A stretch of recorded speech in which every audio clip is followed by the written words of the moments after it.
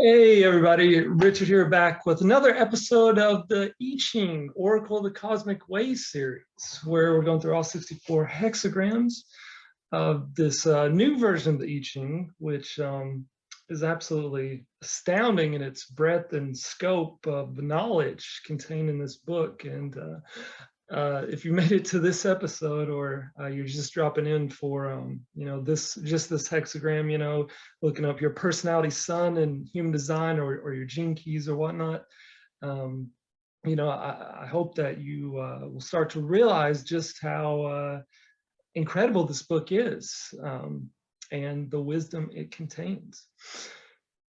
Hexagram 60, limitation / self-limitation, which is water over lake. The judgment, limitation, success, galling limits must not be persevered in. The sage here describes the cosmic principle of limitation, which states that limits apply to all of existence. Particular attention is paid to the difference between true and false limitations as they apply to humans. At the border of all cosmic limitation is fate. Its purpose is to put a person back within his true limits, which are set by the cosmic harmony. The principle of limitation makes us aware that humans, as aspects of the cosmic whole, are equal to each and every other species, organism, and particle of existence, each of which has its own dignity, consciousness, and worth within that whole. In this regard, humans are not, quote, free in the egocentric sense asserted by the collective ego to do anything they want with other species, creatures, individuals, or nature itself. Human freedom thus is held within the framework of respect for every other entity of existence. So long as that respect is in place, human freedom is enormous. Respect is part of the cosmic principle of modesty. For example, as hexagram 58, the joyful, makes clear, humans are not free to give fantasy names to things that fix them in spells. Neither are humans free to invent and use words and images that limit the cosmic consciousness and its ability to communicate with humans. True limitation also reminds us that we are not meant to accomplish tasks and goals without the help of the helpers of the invisible world, and that we are dependent on the whole for all our needs. Acknowledging this dependency is not something to regret, but to rejoice in, because engaging the helpers gives us both a feeling of relief that we do not have to do it all, and because it enables us to partake in the cosmic blessings. Cosmic limits ensure that a person can bring his uniqueness to expression within the framework of the cosmic whole. This happens when he takes his true place as an equal in the cosmos.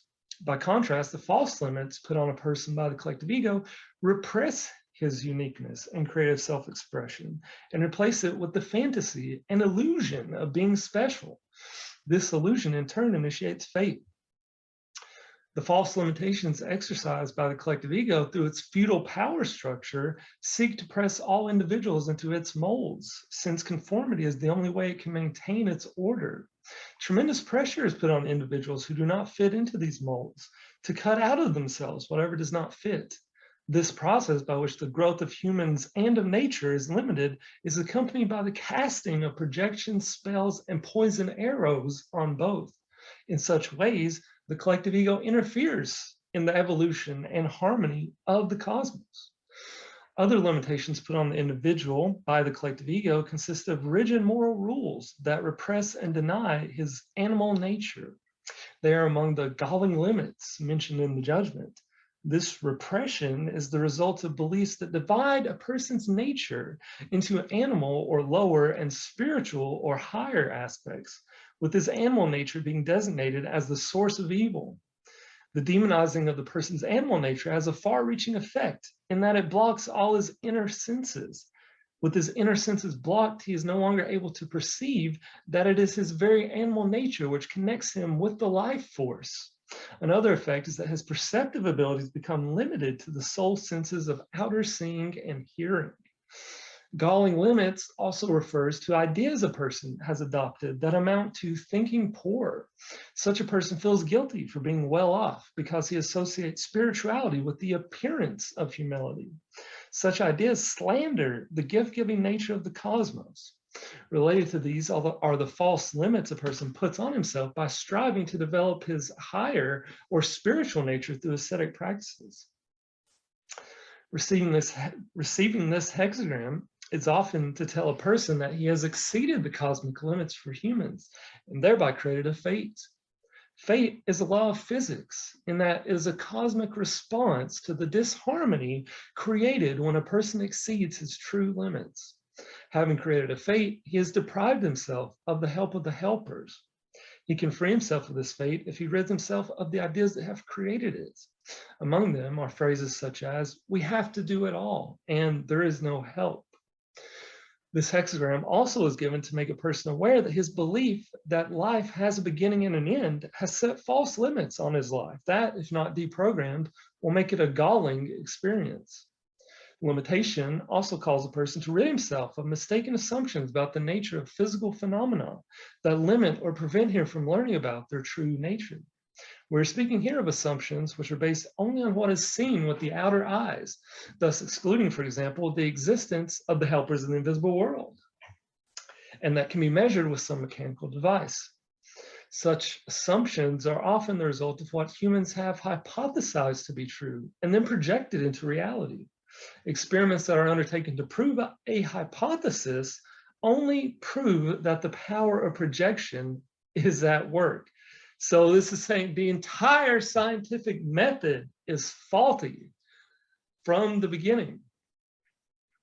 Wow, wow. Are you listening to that, scientists out there? It's the power of projection that's at work in experiments that test various hypotheses. I mean, we know this from quantum physics, that the observer affects the outcome, or has the potential to affect the outcome. You know, it's just that these insights, those quantum insights, haven't yet penetrated into mainstream science, because mainstream science is ruled by conformity. It's ruled by doing this research and you get your grant and don't do anything else. You know, everyone's doing the same thing. There's very little independent thinking, it seems to me, in science these days. Anyways, the only correct way to examine a hypothesis is to put it to the sage. The sage can then show the hypothesis within the framework of the cosmic way by pointing to one or more hexagrams. And this is, you know, I keep saying this, this notion that we can put a hypothesis to the sage and get a direct response from the sage, which is the cosmic teacher and knows everything, and get our questions answered. So we can ask if things are true or false that people say to us, that authorities say to us, and get the inner truth of what they're really talking about, or get the inner truth of that matter, that situation, that hypothesis. And that is something that's really going to change the world, I believe, because so much of our society is based on lies. It's based on, or not necessarily all lies, but intentional lies, but mistaken ideas and beliefs. That's what the collective ego is. So when we start examining those beliefs and with the light of the sage to tell us exactly what's going on, and it's as easy as flipping some coins, you know, then yeah, the whole world's going to change, I believe. Anyways, let's continue. Among the mistaken conclusions that have been drawn from uncritically swallowing people's projections are that in nature there is such a thing as dead matter, that there is such a thing as random chance in terms of the cosmic way, that the cosmos works through opposite forces. Example, that good and evil are both parts of the cosmos and that good fights evil. That the ego is a natural and essential part of the personality. Man, how many times have I heard that one? It's not. That there is a force of repulsion at work in the cosmos. That's supposedly what dark energy is, you know, that the physicists talk about. You know, the universe is expanding faster than it's held together by gravity. It's gonna, you know, it's going to be a big snap at the end of the universe or something. that certain things in nature are inherently evil. Very interesting there. All of the above phenomena are true only in as much as they are part of the parallel reality created by human projection. They do not describe cosmic reality. In regard to dead matter, hexagram 2, nature, shows matter to be compressed cosmic consciousness. In regard to random chance, every experience of consulting the I Ching shows that probability theory and theories of happenstance do not apply. But these theories do apply when the person is outside the cosmic harmony. The entire I Ching is a demonstration of the interrelatedness of everything in the cosmos.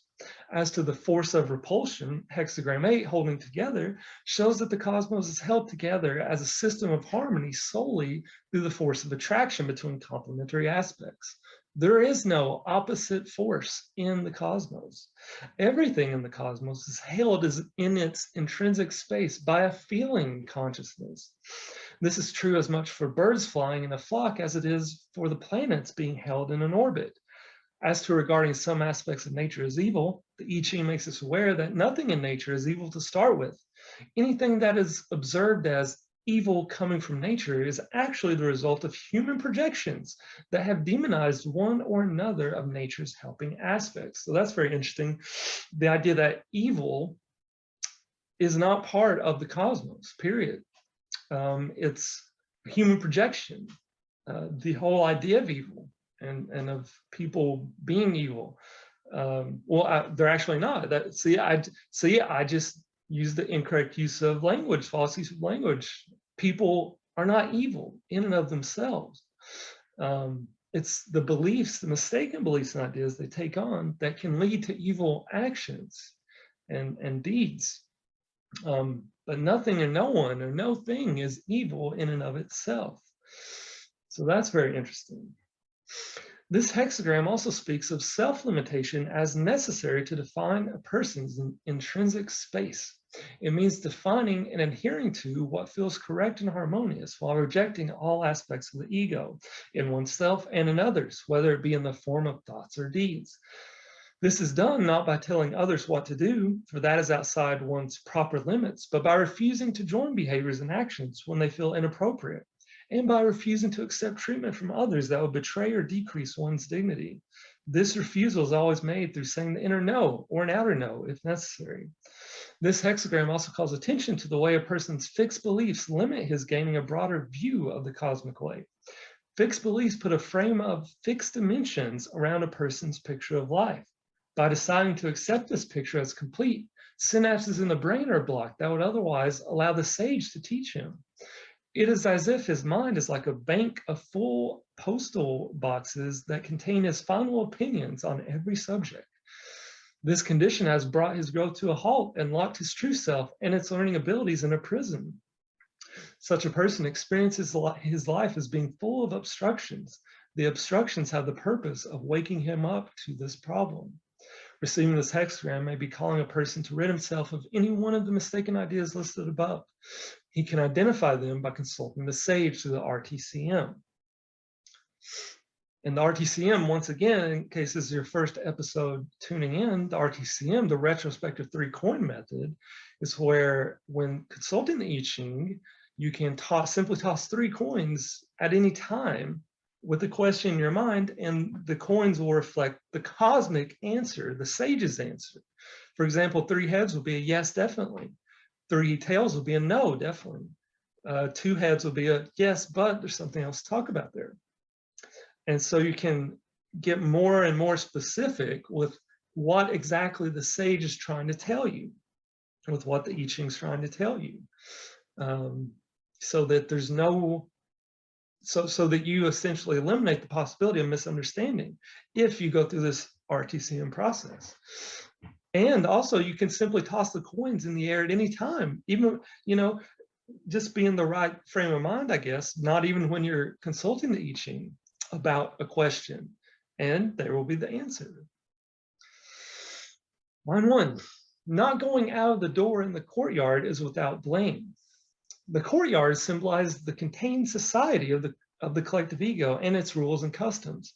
Upon becoming aware of its devices, it is a person's tendency to want to see that social structure as responsible for all evil and to separate from it in an antagonistic way.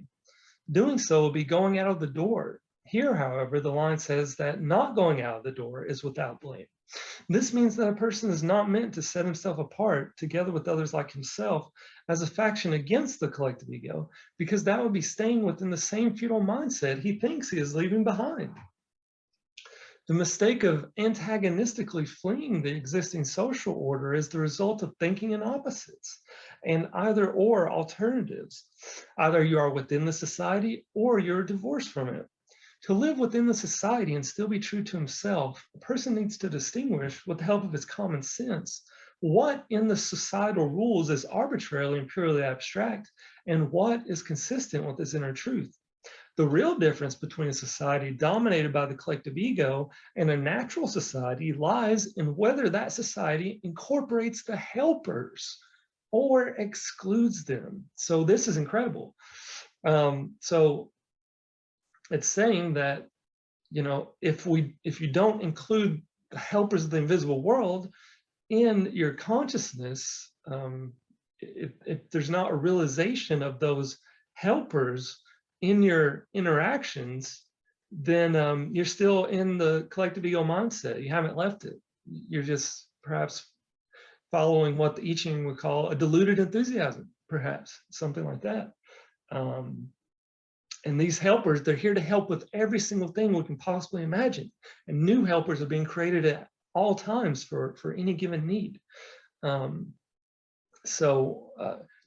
beliefs that don't allow for those helpers, that have excluded them somehow, they're actually still a part of the collective ego, even though they may seem very progressive, very new age, very esoteric, especially. But, that's just another ploy in a way of the collective ego, because it's not including the helpers of the invisible world. This line also is saying that we are not meant to leave society to become hermits in nature, but to consistently say the inner no's to encroachments of the collective ego onto the natural social order. Evil in society exists only when we fail to say those inner no's. The person whose true self is fully matured gathers like-minded people around him. Being connected to his feelings, he forms the core of a natural society without having to erect a formal organization. His inner truth penetrates to others, thus draws the cosmic helpers into their lives. Influencing others in this way is without cosmic blame. This line can also be received by a person who's trying to evangelize others to his truth, carried by the desire to establish a new society. In seeing himself as the founder of a new society, he adopts a self-image and thus incurs cosmic blame. Another self-image addressed by this line is that of the person who believes that he is without blame because he has been good, meaning he has followed all the rules and standards of the collective ego. He too has adopted a self-image and incurred cosmic blame. Line 2, not going out of the gate and the courtyard brings misfortune. Here is presented a circumstance where the group or organization of which a person is a part is about to create a fate. In such a case, he is not obligated to remain in that group. It is rather his duty to say the inner no to its intentions and to leave that group in order to avoid becoming involved in its fate. Leaving, in this case, is meant to include outer action. This can apply to a partnership, a group about to commit a crime, or a national group getting involved in a war. Upon receiving this line, a person needs to ask the sage through the RTCM whether leaving, after having said the necessary inner no, is the appropriate action for him to take. A person who says the inner no to his group's evil intentions engages cosmic protection for himself. This protection, however, is ensured only when he removes himself from the space in which the fate created by the group will take place. He will enjoy cosmic protection only so long as he abstains from self-righteously trying to correct the others. Firmness in refusing to participate in what is incorrect is what limits evil in the world. The helper of transformation is activated by saying the inner no. Line 3, he who knows no limitation will have cause to limit, no blame. This line concerns the half-truth that man is born free and describes the person who believes he has the freedom to do or think as he pleases, and therefore allows the ego to run rampant. Such a person neither recognizes the natural limits of human thinking and action, nor the fate that is generated by disregarding cosmic limits. Such an idea comes from the human-centered view of the universe, through which humans see themselves as special. This view separates the person from the cosmic whole, and when acted upon, creates a fate. This line makes it clear that a person is responsible for everything he thinks and does, and that he needs to rid himself of the seed phrases, man is born free, man is born special, with the right to rule nature, and all the images that go with those phrases. No blame refers to the cosmic principle that no blame is incurred when a person voluntarily accepts the cosmic limits, at the core of which is modesty. Line 4, contented limitation, success. Contented limitation refers to a person who recognizes his limits and knows he is not meant to do it all.